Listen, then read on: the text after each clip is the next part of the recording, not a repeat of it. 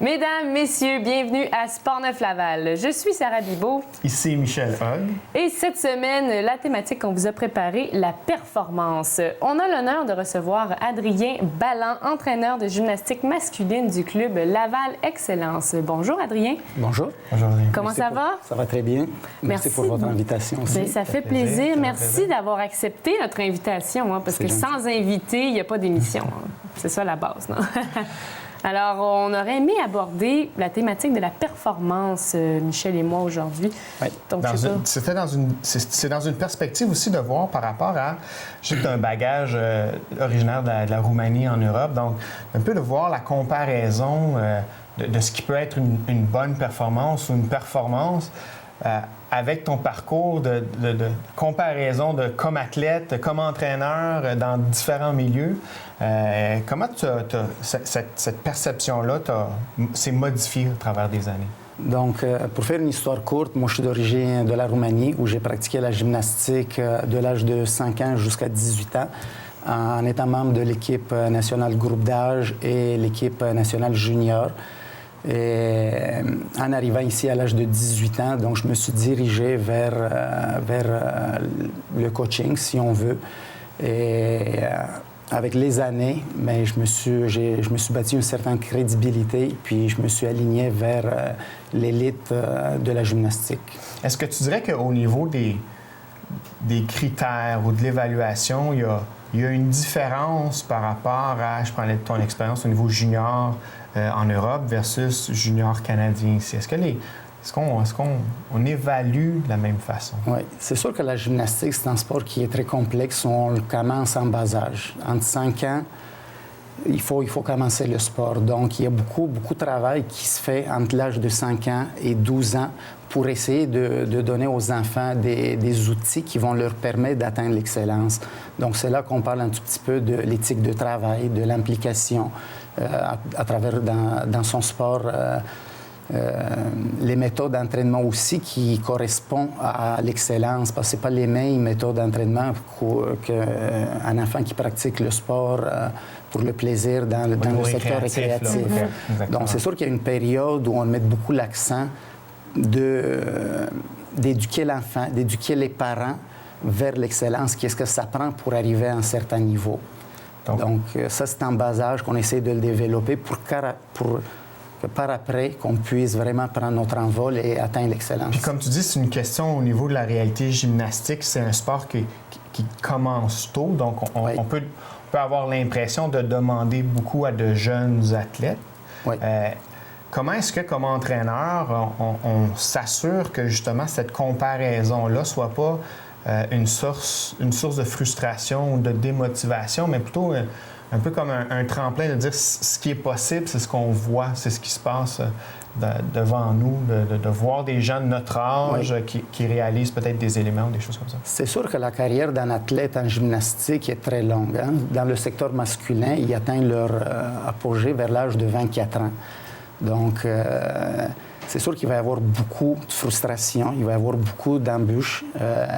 C'est là que nous, on essaie de les amener petit à petit par des objectifs, des petits objectifs. Après ça, on va aller avec des objectifs à court terme, moyen terme et long terme.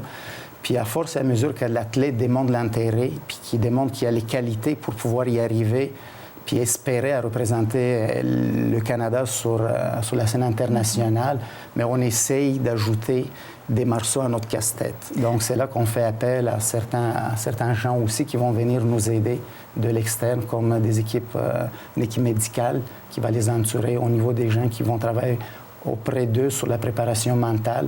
Parce qu'on sait que c'est facile d'être motivé, d'être bien lorsque tout va bien. Mais c'est sûr que dans une carrière qui peut durer 20 ans, sinon plus, mais il va y avoir des moments qui vont être très difficiles et c'est là qu'on a besoin de quelqu'un. Ouais, c'est ça. Mais toi, Adrien, qui a été athlète, donc moi, je veux parler à l'athlète en toi. Est-ce que c'était difficile de se faire comparer aux autres? C'est sûr que c'est un sport individuel. Donc, si on se fixe des objectifs toujours par rapport aux autres, on risque d'être souvent déçu. Parce que partout dans le monde, il va y en avoir des gens qui vont être meilleurs que toi. C'est difficile d'être... il y a un seul champion olympique où il y en a 3 qui vont aller sur le podium. Donc, il faut se comparer à soi-même. Il faut se donner des objectifs qui sont réalistes, qui sont réalisables. Et si on sait qu'on a accompli, qu'on a fait tout ce qu'il y avait à faire, qu'on a travaillé à 100%, qu'on s'est dédié à notre sport, mais je pense qu'on va sortir gagnant, pas juste en tant que performance, mais aussi en tant qu'être humain aussi.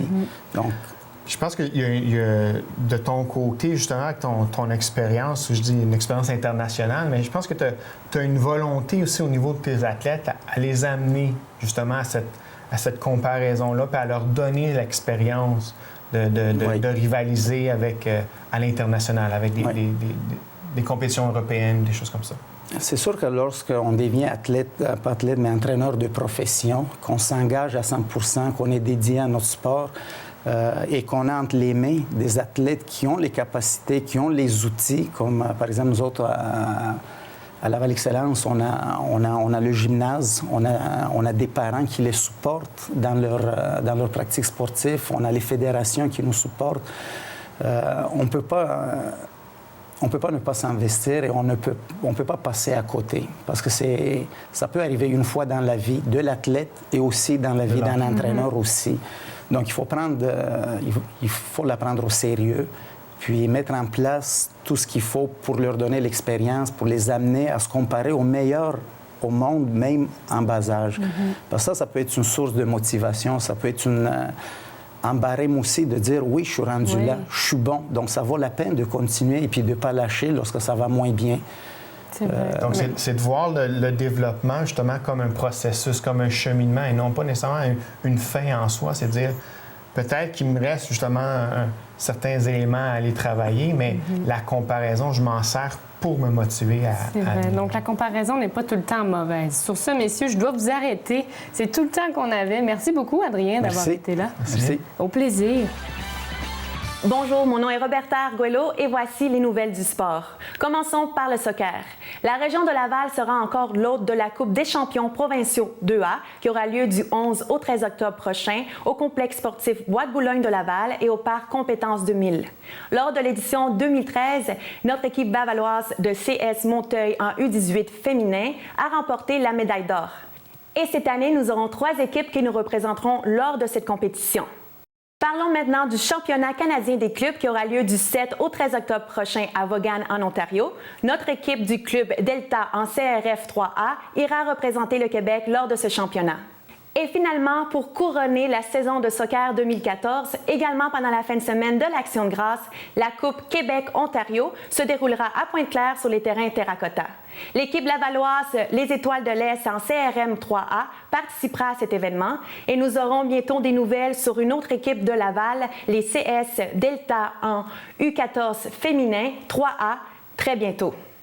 Nous souhaitons bonne chance à tous les joueurs et joueuses qui participeront à ces événements et n'oubliez pas, le plus important est de vous amuser. Bienvenue à ma chronique nutrition de cette semaine. Alors, je parle du lait. Est-ce qu'on peut vivre en santé sans lait? En fait, dès les premières minutes de la vie, le lait nous réchauffe, nous réconforte. C'est central à l'humanité.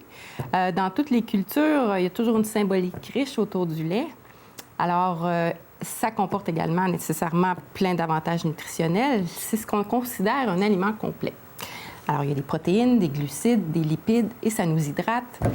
Il y a tout ce qu'il faut pour nourrir la vie. D'ailleurs, les enfants vont chercher plus de la moitié de leurs calories sous forme de produits laitiers.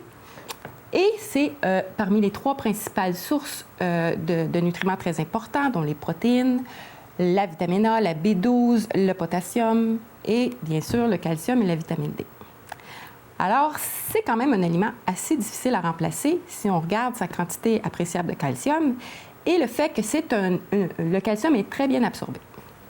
C'est pour le squelette, bien sûr, mais aussi pour la contraction musculaire, la coagulation du sang et le rythme cardiaque aussi qui dépend du calcium que l'on ingère. Donc, j'entends mes clients me dire, est-ce que je ne bois pas de lait, moi? Est-ce que je peux me débrouiller avec du brocoli et des amandes? Alors, combien qu'on a besoin de ces aliments-là, des sources végétales de calcium, pour remplacer le lait. En fait, il faut, si on regarde la biodisponibilité du calcium, à peu près 4 tasses de haricots blancs, 1 tasse d'amandes, 5 tasses de brocoli et 7 tasses d'épinards pour remplacer un verre de lait. Alors, ça fait beaucoup. Pourquoi donc on boude le lait autant et qu'on essaie de toutes les façons de trouver des raisons de ne pas boire de lait? Alors, au fond, c'est parce qu'il y a beaucoup d'intolérants au lactose. Hein? Le 2 tiers de la planète n'aurait pas l'enzyme qu'il faut pour digérer ce sucre qui est dans le lait. Et l'allergie alimentaire la plus fréquente, c'est effectivement le lait. Mais on évite le lait seulement si on a des symptômes. Si on est intolérant au lactose, par exemple, on peut très bien s'en sortir avec soit des comprimés de lactase ou soit du lait sans lactose ou des fromages très fermes qui contiennent très peu de lactose, des fromages vieillis. Et il y a plein de produits sur le marché aussi qui sont sans lactose. Alors, tant mieux pour ceux-là. Si on est allergique au lait, alors c'est un autre paire de manches. Il faut éviter. Mais il faut aussi remplacer le lait par des substituts. Et les substituts, comment on fait pour choisir un bon substitut du lait? Eh bien, c'est important qu'il soit enrichi. Alors, il y a toujours une étiquette et quand vous regardez l'étiquette, vous la comparez à 1 litre de lait, vous devriez toujours voir calcium et vitamine D présents. Donc, calcium devrait être présent au moins 30 % de votre apport quotidien recommandé et la vitamine D devrait être présente également. Si vous avez un lait à l'inverse qui n'est pas enrichi, il n'y aura pas de vitamine D et le calcium sera à l'état de trace. Alors, on peut aussi, pour dépanner, il y a des jus enrichis en calcium qui sont très bien absorbés également, qui se vendent sur le marché de temps à autre, donc ça peut faire l'affaire. Donc, à la question, est-ce qu'on peut vivre sans lait? Bien, je réponds non. On peut vivre sans lait de vache. Oui, mais pas avec du brocoli. Et si ça vous tente de remplacer par plaisir les laits habituels par des laits différents, des boissons d'amandes, des boissons de soya, vous allez vous rendre compte qu'ils sont quand même très agréables au goût. Et on peut également cuisiner avec ces laits-là. Et si vous voyez mon blog, vous verrez des recettes de biscuits enrichis en calcium et des smoothies. C'était mon petit grain de sel nutrition familiale. La semaine prochaine, je parle d'oméga 3. Mauvaise nouvelle pour les amateurs de boxe du Québec. Malheureusement, Jean-Pascal n'affrontera pas le champion du monde Adonis Stevenson en 2014. Il a dû également repousser son combat contre Tavoris Cloud à cause d'une mésentente contractuelle entre Jean-Pascal et ses copromoteurs, le groupe Yvon Michel et Interbox. Jean-Pascal a promis qu'il monterait dans l'arène d'ici la fin de l'année, sans pourtant mentionner le nom de son rival ni le lieu de son duel. De son côté, Lucienne Boutet s'affrontera au boxeur argentin Roberto Bolonti le 6 décembre au Centre Bell.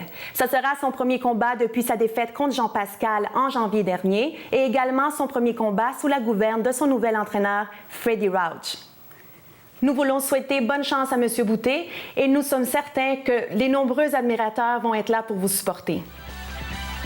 Notre athlète invité de la semaine se nomme William Aymar. Il est âgé de 14 ans, originaire de Laval, gymnaste pour le club Laval Excellence. Son entraîneur, Adrien Balland. William a participé récemment au championnat canadien à Ottawa. Il a terminé 2e, ça c'est sa note globale. Et son appareil préféré, ce sont les anneaux. Est-ce que c'est vrai, William? Oui. Oui? Oui, c'est pas mal. Ça résume bien qu'est-ce qui s'est passé dans les années précédentes. Là. Oui. Alors, tout d'abord, je veux juste te dire merci d'être venu avec nous. Merci de m'avoir invité. Ça nous fait plaisir. Donc, on regarde aujourd'hui la performance, justement. Oui, notre thématique de la semaine, c'est la performance. Donc, c'est plus de voir, tu sais, quand on regarde une performance au niveau national, mais aussi de faire la comparaison avec les compétitions à l'international. Comment est-ce qu'on se sert de ça pour se motiver ou pour être encouragé de ça? C'est sûr, arriver 2e au championnat canadien, c'est excellent, c'est un bon motivateur, tout. Mais c'est aussi le Canada sur le globe, c'est pas un tel. Oui, c'est un gros pays, mais sur le globe, c'est aussi c'est pas énorme. Fait que c'est sûr, tu vas, comme Adrien a dit plus tôt, c'est sûr, tu vas tout le temps en trouver un meilleur que toi. Je pense aux Japonais, aux Russes, aux Allemands. C'est sûr, les méthodes en Europe sont différentes, les méthodes d'entraînement sont différentes. Moi, je suis dans un sport-études, je m'en vais à l'école le matin, puis en après-midi, je vais m'entraîner.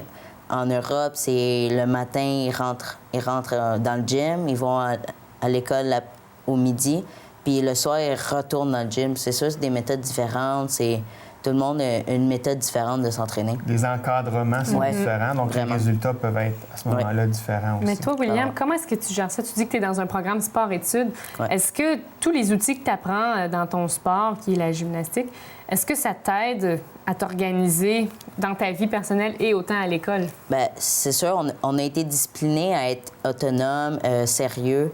Fait qu'à l'école, c'est sûr, ça m'aide. Je suis bien organisée.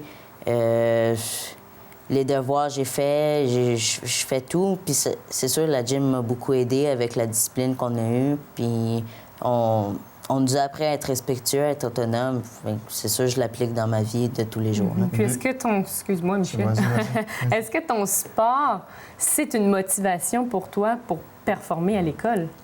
C'est sûr que si je me dis que si je serais pas en sport-études, je pourrais pas pratiquer autant d'heures. Là. Je finis à l'école à midi, je m'entraîne de 1h à 6h. Je peux pas faire 5 heures de 3 à 8 heures. Là. Ça serait impossible. Donc, non, c'est sûr, le sport-études m'aime beaucoup. Puis oui, c'est une motivation pour bien performer à l'école. Est-ce que justement, par rapport à le lien à faire entre l'école et le sport, est-ce que tu penses que c'est aussi facile au niveau scolaire de se fixer des objectifs par rapport à soi, puis peut-être pas de se lancer dans la comparaison avec les autres élèves dans la classe ou avec... C'est dire que, comme athlète, souvent, on a un réflexe facile de se comparer, les classements, les pointages, ces choses-là. Est-ce que le réflexe est aussi présent au niveau de l'école, au niveau de la classe? Je crois pas. Je pense qu'on a tout un... On n'est pas pareil.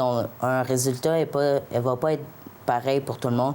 Une personne qui est très bonne à l'école, un 80, ça va être bof, mais une personne qui est un peu moins forte, qui comprend un peu moins vite, ils peuvent dire un 80, c'est excellent. C'est un peu dans le même style. Puis moi, l'école, je me compare pas trop, parce que je sais qu'il y en a qui sont plus difficiles, il y en a qui sont plus faciles à l'école. Donc, c'est sûr que je peux pas vraiment me comparer avec eux. Puis les réalités sont pas les mêmes. Quelqu'un qui fait un sport-études, nécessairement, va condenser beaucoup plus son école. Donc tu es forcé d'apprendre plus rapidement aussi. Oui, les cours sont beaucoup plus limités. On a beaucoup de coupures dans le nombre de cours comparé à des personnes régulières. Donc, c'est sûr, on apprend plus vite et les cours sont plus rapides. Puis en terminant, est-ce que tu as une compétition qui s'en vient bientôt, là? En mi-octobre, on a la première qualification pour les Jeux du Canada qui va se tenir dans le début février. C'est une compétition pour les jeunes de 13 à 19 ans partout au Canada. Parfait. Bien, William, merci d'avoir été là. On va te souhaiter bonne chance pour tes classements. Merci beaucoup. Bonne chance pour ta carrière aussi, puis au plaisir de te revoir, mon beau. Oui, merci. Bye bye. OK, les sites de compétition pour le volley masculin de la Coupe Dodge 2015 ont été dévoilés. La région de Laval sera une des 2 régions hôtesses de cette compétition avec l'Abitibi-Témiscamingue. Le volley masculin se déroulera du 15 au 19 avril 2015. Et si vous voulez avoir plus d'informations ou avoir les noms des 8 sites choisis par la région de Laval, vous pouvez aller sur hockey.qc.ca. Donc aujourd'hui, on parle de comparaison ou une évaluation par rapport à d'autres athlètes, par rapport à d'autres performances. Comment est-ce qu'on se sert de cette comparaison comme une source de motivation et non pas une source de frustration? Donc, je pense qu'on a 3 pièges à éviter dans nos comparaisons sportives si on veut éviter justement de se sentir démoralisé, démotivé. La première chose, c'est de regarder seulement que les résultats. Donc, c'est sûr que si on focus uniquement sur les résultats, qu'on ne regarde pas les efforts, le travail, le cheminement qui est parcouru, on va se donner une source peut-être de frustration parce qu'on n'aura pas atteint nécessairement les objectifs qu'on s'était fixés. Par ailleurs, quand on regarde les différents types d'objectifs, il y a l'objectif de résultat, mais aussi l'objectif d'exécution. Donc, à ce moment-là, si je suis capable d'évaluer ma performance, non pas sur un résultat, mais sur un objectif, sur des objectifs sur lesquels j'ai plus de contrôle comme des objectifs d'exécution, je vais être en mesure de me motiver et je vais être en mesure de me servir de ma performance comme tremplin pour m'amener ailleurs. L'autre chose, un autre piège qui est à éviter, c'est ce que j'appelle détruire nos futures performances. C'est-à-dire que plutôt que de regarder ce qu'on a réussi à faire, regarder ce qu'on a atteint, regarder ce qu'on a réalisé, c'est qu'on va regarder, on va faire une rétroaction de notre performance et regarder tout ce qui n'a pas bien été, tout ce qui n'a pas bien fonctionné, tout ce qu'on aurait pu, ce qu'on aurait dû faire. À ce moment-là, ce qu'on est en train de se construire ou de se détruire, c'est qu'on regarde tout ce qui n'a pas bien fonctionné puis on n'amène rien avec nous pour les prochaines performances. Donc, plutôt que de critiquer, d'évaluer de façon négative, essayons de regarder de façon positive qu'est-ce qu'on a été en mesure de réaliser, en mesure d'atteindre. Donc, on ne doit pas se focusser seulement sur les résultats. On ne doit pas nécessairement détruire nos prochaines performances, mais plutôt construire ou bâtir. Et l'autre piège qui est à éviter, c'est de considérer la réussite comme une destination ou une fin en soi.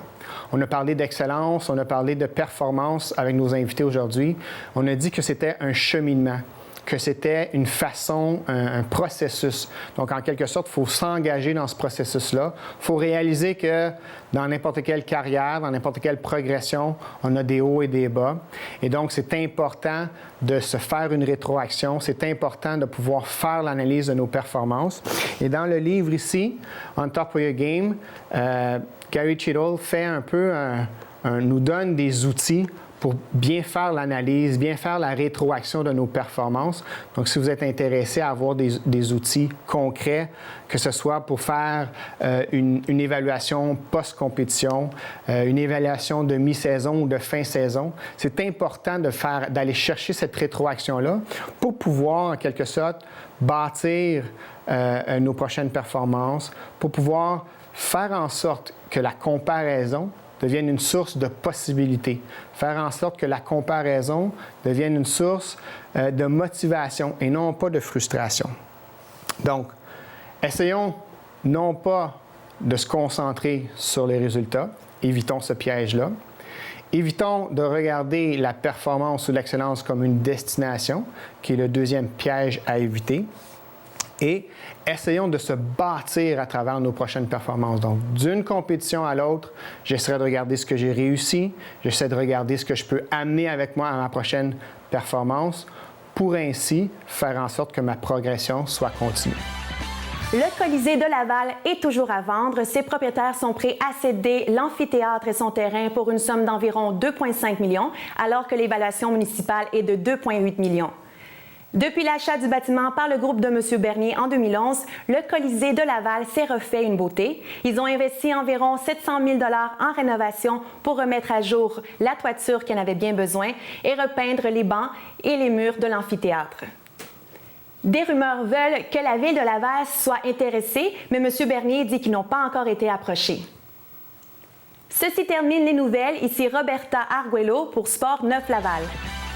Et voilà, c'est ce qui met fin à cette émission de la semaine. On tient à remercier les invités qui ont participé au tournage en studio. D'abord, Adrien Balland et William Aymar. On remercie aussi notre chroniqueuse nutrition Marie-France Lalancette. Merci à toi, Michel. Merci, Sarah. Ça m'a fait plaisir. Et puis, en terminant, n'oubliez pas d'aller répondre à notre question de la semaine sur notre compte Twitter à Sport9 Laval, sport avec un S. Et la question de la semaine, est-il sain de se comparer aux autres? Sur ce, à la semaine prochaine. Au revoir.